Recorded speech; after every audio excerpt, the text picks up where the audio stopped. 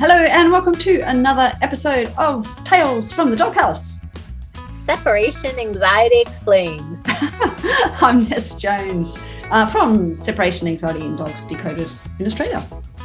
And I am Stacey Bell with Focused Fun in the US. And today we are going to be talking about woof woof barking. Dogs that bark. We are. Yeah. Yeah.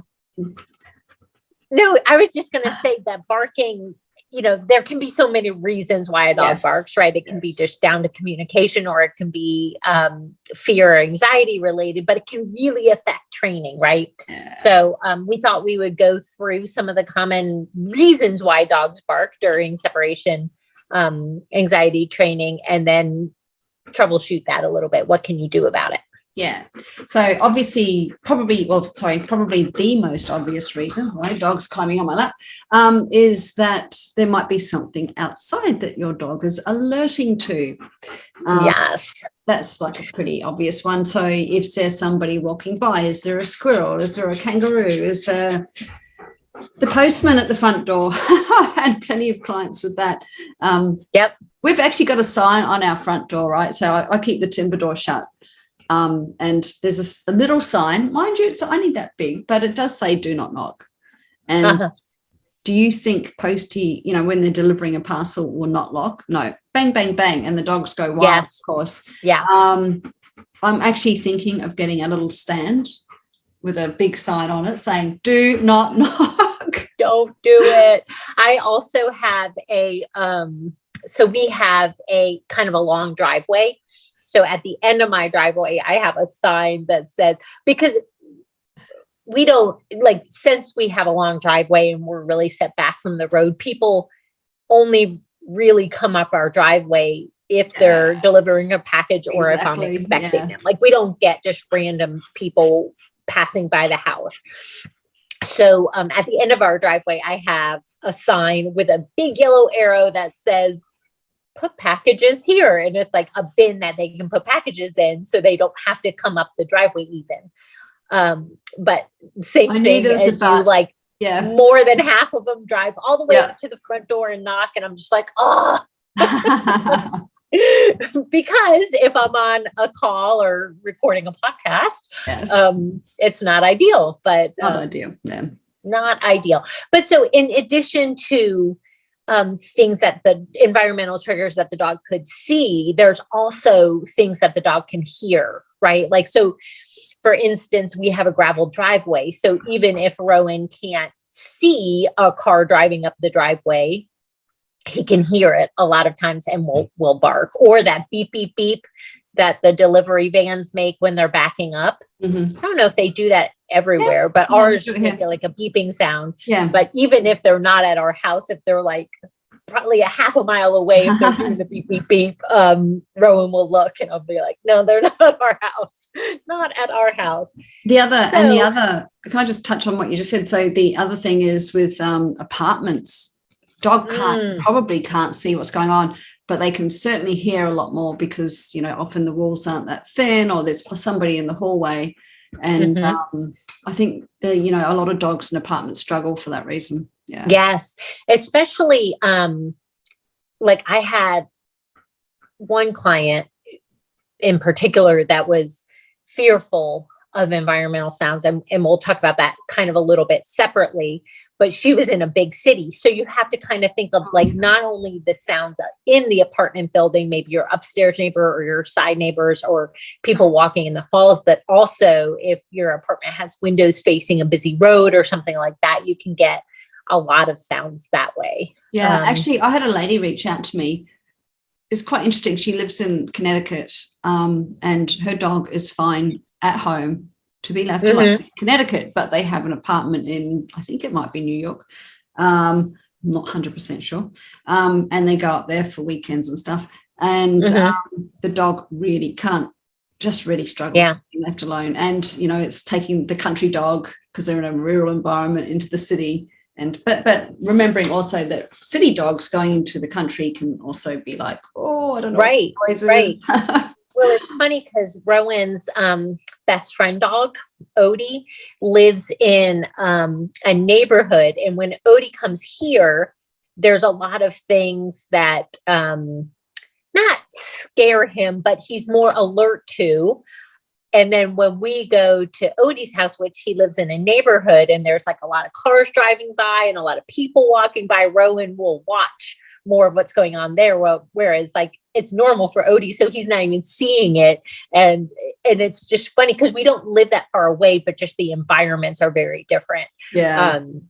So it's true. Whatever your dog is, kind of whatever's normal for your dog is kind of that baseline.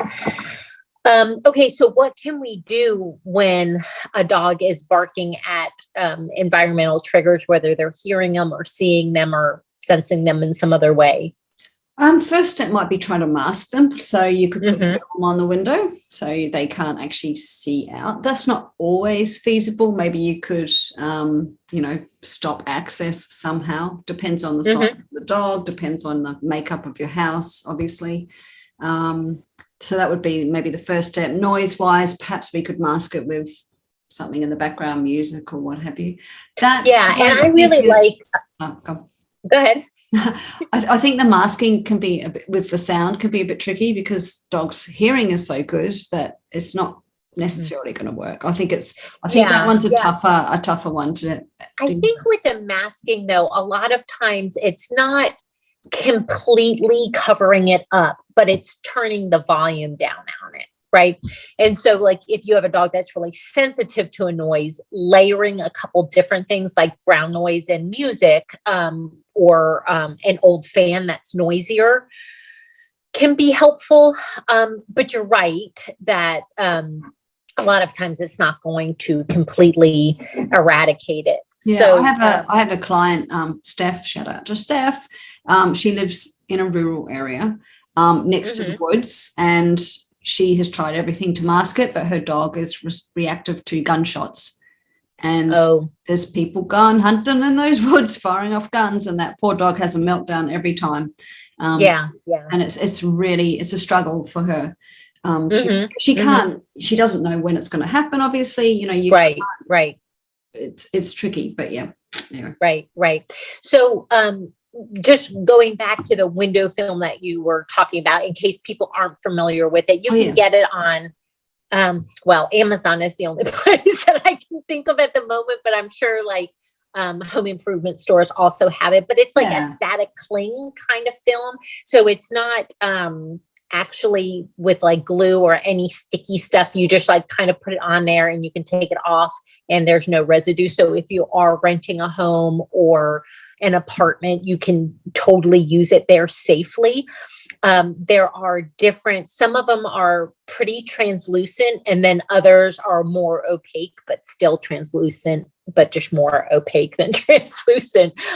So it does let some light in. And for some people, some of my clients, they only have to put it on like the bottom parts of their window.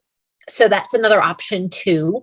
Some dogs will still see those shadows and it will still, so then you'll have to go like for real opaque, but maybe could leave the upper part of the window open so your house doesn't feel like a cave. The other thing you could do though is, it always depends on the setup of your house, obviously, but if it's not feasible to put the film on, if it's possible, look at the outside of your house. Maybe you can put a screen up on the outside or some pot plants or something to block the view that way. Yes.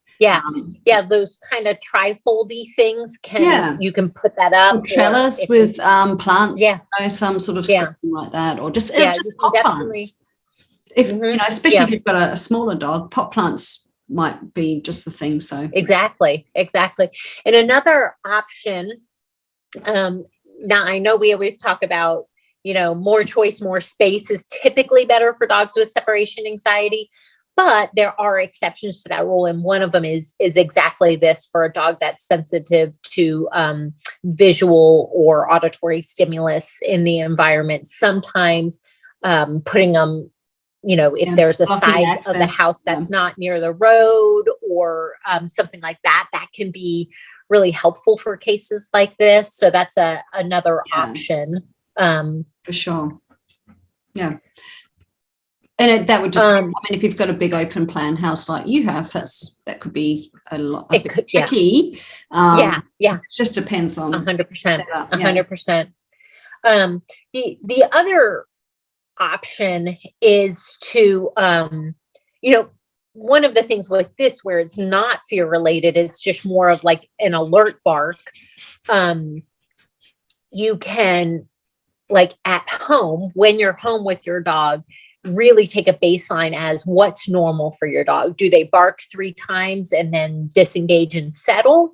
Well, then that might not be a big deal. So in training, if you know that when you're doing the home alone training, if they bark 3 times and settle just like they do in normal life, then it's fine. But if your dog, sees something, barks, and then kind of it escalates into anxiety, then it's not fine. And then you have to work through that a bit more. Yeah. It's what comes next. So it's what I always say. It's totally what comes next. If they react to Posty at the front door, we understand that's going to happen. Life happens. Posties don't read signs. We've just established that.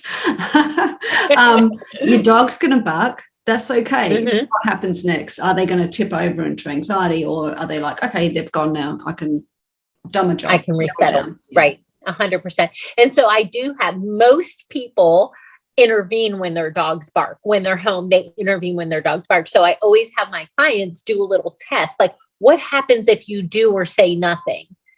How long does it take for your dog to settle? Can they settle? And if they can't, that's our first step in training, is working on it while you're home.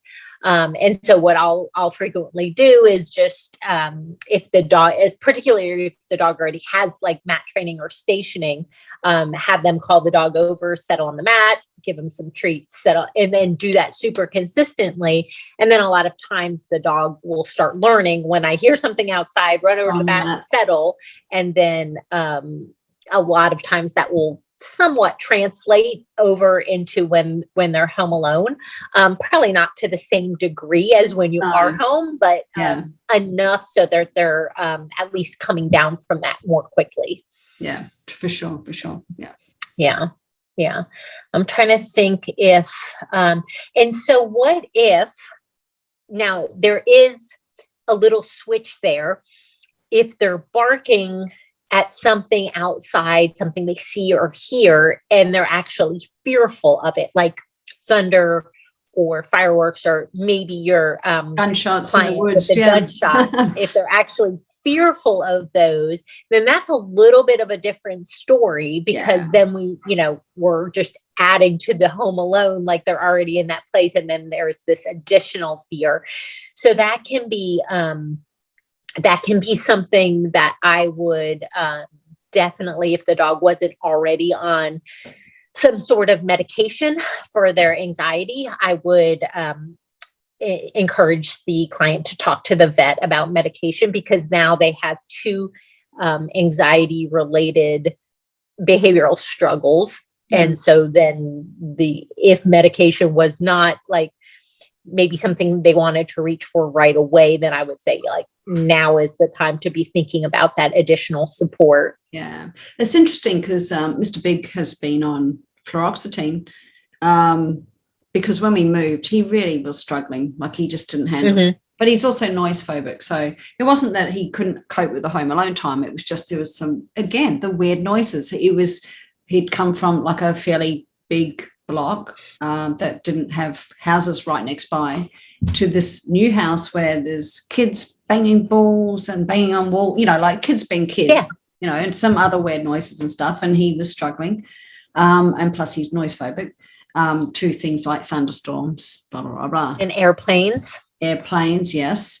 But now I've talked to the vet, and I mean, apart from his situational noise phobic, which is specific to garbage day, storms, etc., he doesn't need to be on meds. So we're actually weaning him off. So he's quite good. Yeah, he'll be fine without them, except if there's something that triggers him. So, yeah, doesn't necessarily have to be forever. I find the whole the noise thing quite challenging, I guess. I mean, we can do desensitization around that, of course.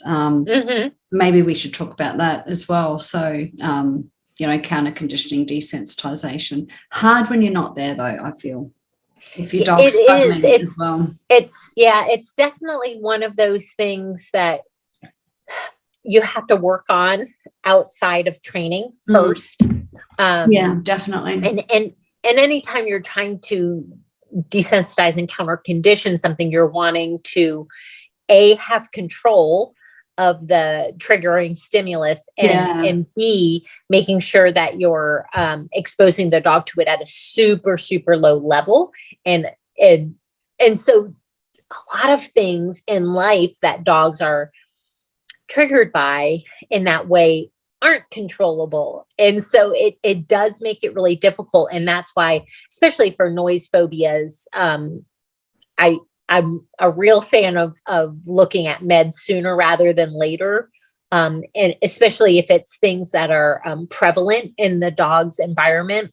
And if the dog's reaction is pretty extreme, then I'm just like, it's really hard, because with noise phobia, a lot of times what we see is it starts spreading. Like, so it starts with thunder and then goes to fireworks too, and then maybe hammering or anything concussive, and then slamming the cabinet shut, and then so it starts to be like everywhere for the dog, and then the dog is in that state of anxiety, and we've talked about that on the show before too, with the toxic stress and stuff like that. So that's definitely something we want to avoid, and just addressing those noise phobias early on is really important. And like you say, it could be one of those things where you're like, okay, let's help support him with medication, and then we can try weaning him off and see, has he been able to move past that or not?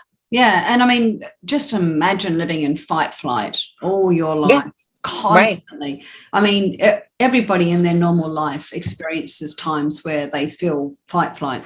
But if you're living in it 24 hours a day, oh my goodness, it would just be, it's a horrible feeling anyway. So it is. So I agree. I think medication is definitely warranted in those circumstances, because it's not nice. It's not nice. Yeah. And if you're not sure how bad it is for your dog, if your dog is one of them, just think about the times that you're feeling that stressed or worried about something that, you can almost not breathe properly, and then think about being like that all your life, 24/7. Yeah. 7 days a week, and how that would make you feel. Yeah. So some of the stuff that we do for dogs that are just kind of alert barking applies here as well. So we would want to do the masking of sounds, and something that we didn't mention when we were talking about just the alert barking to environmental triggers is when you're masking, whether it's visually or auditorially, I don't know. Think about not only during home alone training, but outside of it as well, because the more a dog does something, the more they'll do something, right? So if the dog is reacting to a car pulling up the driveway and you only have the cling stuff or the music or whatever you have to block the sound during training, well, they've practiced that outside of training so much that it decreases your chances of being successful if the dog is hearing and reacting to that. Now, if the dog is hearing that and you're working through it with training and you're noticing a decrease, that's different. But if you're not working on it and you're relying solely on the masking, I would also encourage you to use that outside of home alone training as well, so that your dog isn't like becoming sensitized to those noises. Even if it's not sensitized in a fearful way, sometimes like they listen for and pick out those noises because, the reaction comes next. So we just want to be careful on that. And, if your dog is, really barking on that, just know that you can work through it, whether it's fear related or not. And the protocol is slightly different. Obviously, if it is a fear related thing, like Ness and I talked about, we frequently will reach for medication, but also working on desensitizing to some of the noise, like a noise that we could desensitize. Yeah. And there's plenty of online resources to learn how to do that. So yeah. So the biggest the biggest important things are turning the volume down on the noise, whether it's literal volume on a noise or visual, like being further away or not as clear, and then making sure that you have the order correct. And what I mean by that is see or hear or perceive the trigger and then get the good thing, not the other way around. But yes, that's kind of it can be pretty nuanced. And I think the biggest mistake people make is just pushing their dog too quickly. And so if this is something your dog struggles with, reaching out to a qualified trainer would be a good idea. Yeah, I think people are guilty of that in all kinds of training, pushing the dog too quick, no matter what it is. Because you want to get from point A to point B real quickly. And whether that's we're so training, separation anxiety training, noise phobia training, whatever it is, we think the dog's ready, but maybe it's not quite ready. But Stacey, what about barking that's not associated with external noises, whether that's noise, a noise based on noise phobia or because it's alerting to something in the environment? I mean, what about the dogs that are barking and they're probably whining, crying, howling as well because of just don't like being home alone, which is what we're looking for, obviously. Yeah, exactly. And I think if people have been listening to us for a while, they'll know the answer to this right away. And that's take a step back. We'll give you 5 seconds in your head to work out if you can do it, and then you can do it.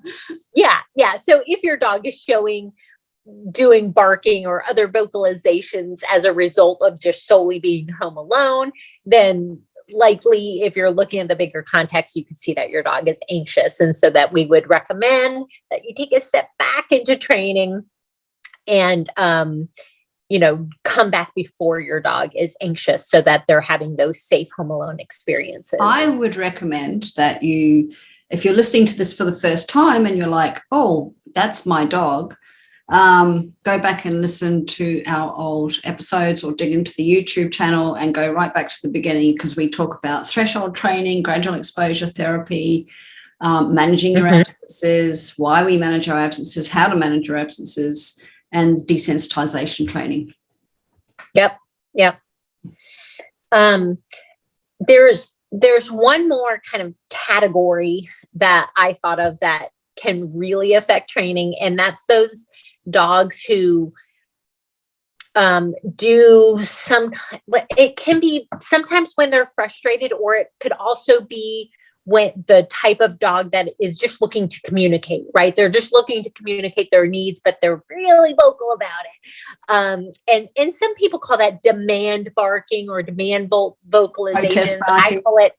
I call it attention seeking barking. But different people call it different things. You could also call it FOMO, fear of missing out. So I'm literally frustrated because they've been left alone and they're like, what are you doing? Come back.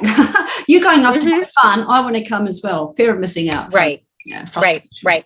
So that can actually impact training a lot, because it can be a little bit tricky to tell if the dog is barking because you've left and they feel anxious, or they're barking because you've left and they just really prefer that you come back.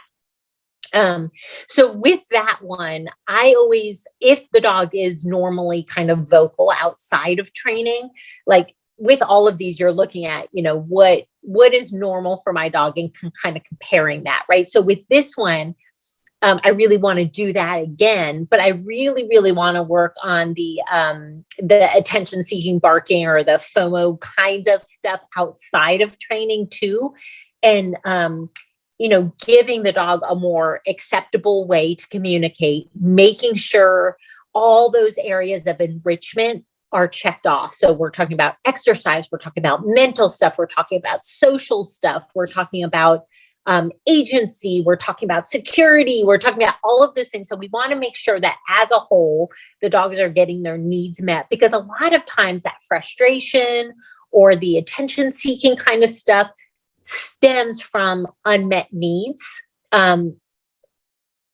So we just want to make sure as a starting place that we've checked those blocks. And if you're working with a trainer, they can absolutely take you through, what you're doing with your dog and making sure that for your dog's age, breed, energy level, that you're doing what you need to fill those needs for your dogs. And age is a good point too, because you've got the puppies that probably haven't learned to be home alone, but then you've got your teenage dogs that have got a heap of energy, don't know what to do with it. You're definitely going to see some of that kind of carry on. Right. Yeah. So right. The age thing is really. Yeah, it's a big thing. It's a big contributing factor. I've mentioned before. Go ahead. I've mentioned before about my girl Maya, my old Roddy bitch. This is years ago, and I didn't know anything. I'd never even heard of separation anxiety, so I would never have said that she had separation anxiety because this is that many years ago. But yeah, she would dig holes in the walls. Like we would come home and there was holes in the plasterboard, and again, we had 2 dogs. We knew it was her because she had powder marks all over her feet and snout. I've got another dog on my lap now. But she did not have separation anxiety. She was fine to be home by herself. She had that element of frustration and FOMO. I was not meeting her needs. I think she might have been kind of a little bit of a catalyst, if you know what I mean, to get more involved in dogs and understanding and all that sort of stuff. Yeah. Mm-hmm. Yeah. There's always that dog, isn't there, that is your starting point. Yeah. It's always a dog that has a behavioral issue, and then you have to dig and learn more, and then you love it, so you do it. So with those dogs that with attention-seeking behavior, so we definitely want to make sure that we're meeting all their needs. We want to teach them another form of communication, if that's possible, that's more acceptable to us, because sometimes it is just trying to communicate, but especially if you live in an apartment, that might not be your preferred way. Also being proactive, right? So if your dog gets antsy every time you're getting ready to do a work call, instead of, getting on your work call and then having to press pause or mute and go get them a Kong because they've started barking at you, give them something ahead of time, a bone or a frozen Kong or just something for them to keep busy. Because if you get that order reversed, if instead of being proactive, you mute your thing and go get them a bone, then you're rewarding that barking behavior, right? And so then you will get more of are you casting aspersions at me because my dog I am not every time I get on a call? Stacy, I can't believe you said I am not talking about you. I was actually thinking of a client that I had whose dog did sit there and bark every time. Oh, and then really? She would go get him a toy, and I was like, can we switch the order on that? Get him a toy first, because she worked from home, and it was really, really tricky. So no, I was not talking about you. I was talking about that. But I think a lot of times we unintentionally reward the attention-seeking behavior that we don't want, the barking, the vocalization, or whatever, and we forget to reward them when they are doing. Oh God, that's such a big one. We forget to reward them when they're doing the right thing. Yeah, exactly. All they hear is the negatives. You're a bad dog. Stop doing that. No. Right.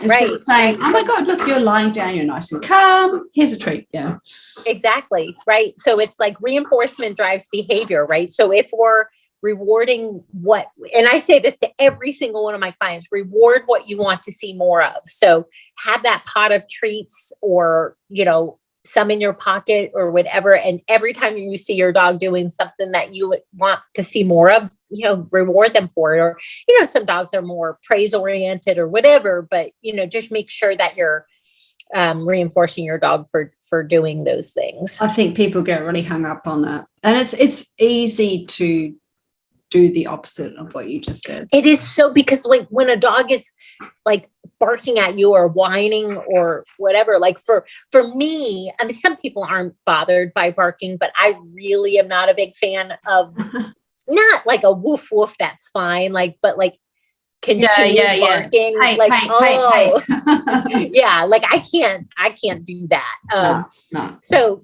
for me, that's not an acceptable way for Rowan to communicate his needs, but, we might have other ways that he would communicate his needs that are more acceptable.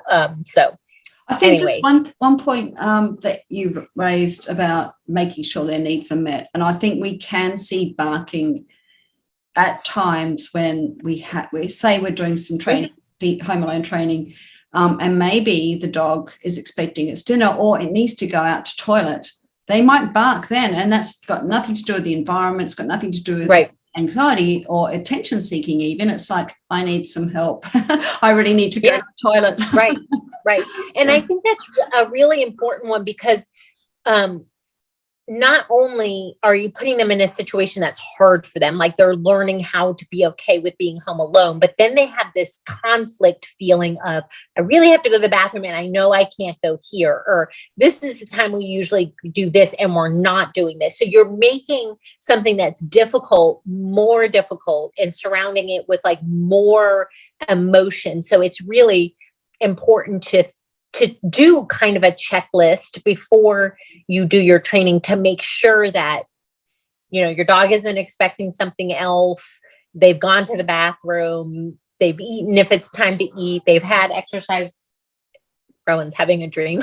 He's whining back there. I can't hear him. So, it's really important just to check off all of those blocks to make sure you're not putting your dog in a situation they're not ready for. Yeah. I think one thing that some of my clients have fallen into is, maybe they've been at work, they've found cover for the dog while they've been at work, they've got home and they've like, okay, I've had a long day. I really want to sit on the couch and relax after dinner, but I need to get my training done and I'm going to do that as soon as I get home. And that might be playtime for the dog. You've been at work all day. Hey, we play now.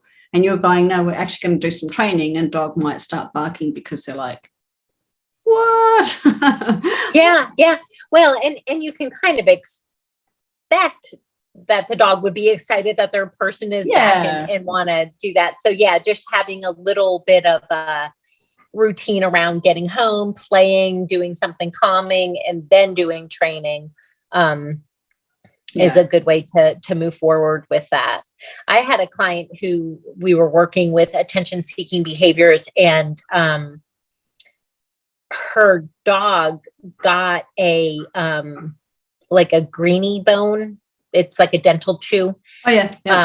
After dinner, and then she, I'm trying to remember, like she either ran out or she stopped giving them or something, and so her dog would bark after and I was like, okay, so like, so we just like talked our way through that, but it was like, that wasn't the only time he did it. And so that's why we wanted to address it as part of training, because like sometimes with dogs like that, then they'll go to the door and bark. And then you're like, okay, they're not showing any other signs of anxiety that I can see.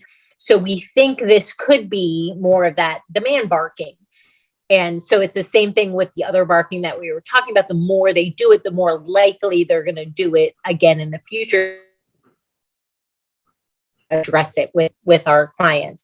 And so this particular dog didn't go to the door and bark, which was good. But I have had other clients who, and in the beginning, we really want to be cautious and assume that barking is anxiety, because sometimes like the camera angle isn't such that we can see the dog's face. And so we're not 100% sure.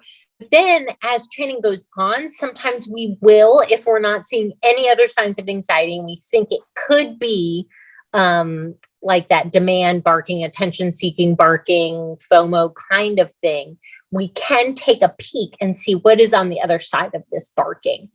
And if it's more barking, then we know we're not going to do that again. But if it's bark, bark, and then settle or disengage from the door and go settle, then, we might test that out a little bit more and see, is this a normal response for him? Are we not seeing any other signs of anxiety? And then we can kind of move from there. Is that what you do as well, Ness? Or? Yeah. It's a bit problematic sometimes because you're like, well, what's this going to tip over? Can we get the guardian back in between a burst of barking, like not when it's barking and thinking, oh, I just made mum and dad come back. It can be tricky. Sometimes you have to look and as you say, see what's on the other side, because otherwise you're not going to move forward with the training. You're just going to get stuck. And if it's not anxiety, then, maybe it's a case of more of a training issue. The dog's learnt that barking gets what it wants. And that you might see outside of your separation anxiety training. So you might see it in your day-to-day life. So it might not even be barking that it does, but it might do something. It gets what it wants, and it's learnt that if I want something, I know how to get it, whether it's barking or whatever. Whatever the behavior is. That can be really true, and it doesn't have to be barking. It can be like I had a client who their dog would paw at her leg to get what it wanted, and she was responding. She felt like, okay, that's fine, I can do it.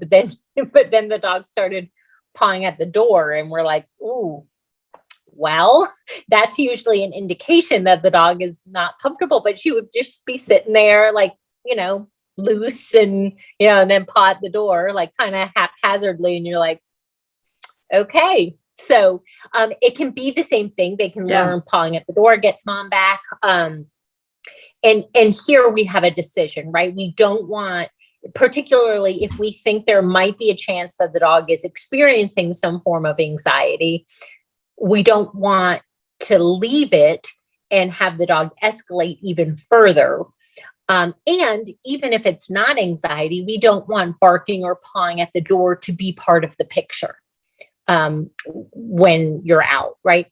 So a lot of times what I'll do with my clients, if we're seeing this behavior and it's persistent, a lot of times what I'll do is just drop back to or the whine, the bark, the paw at the door, the whatever, and rebuild without it. So we'll have like a bunch of short sessions coming back before to kind of break that connection that the behavior brings mom back. Doing that is a lot easier than trying to reverse any potential negative effects on your training because you're exposing your dog to anxiety. Yeah. Yeah. Cool. So, I'm trying to think of other reasons that dogs might bark. So we've got fear of environmental triggers, fear of being alone, just alert barking to environmental triggers, attention seeking, frustration, FOMO kind of barking. I can't really think of any other barking. No, I can't. I mean, they're the big, I'd call, you could call them the big four if you want. Yeah. And of course the needs not being met, because they're expecting something. So if that's 5, I guess. I think it pretty covers everything. Yeah. Very good. Well, so just in general, barking can really negatively impact home alone training. So I think it is important to address it. And like we talked about, some of these, you really have to do a lot of groundwork outside of training. And some of them you can kind of do some management in hopes that that kind of corrects any problems that it can cause to training, or at least reduces your dog's reaction to them. Yeah, for sure. Yeah. And reach out to one of us if you need to. Yes. We work remotely. Do that. Yes, we sure do. We can help you wherever you are. Wherever you are in the world. Yes. Yep. But thank you for watching. If you are watching on YouTube, make sure you subscribe. And if you're watching on listening, if we're in your ears, yes, make sure you like, follow, etc., etc. And you could actually leave us a 5-star review.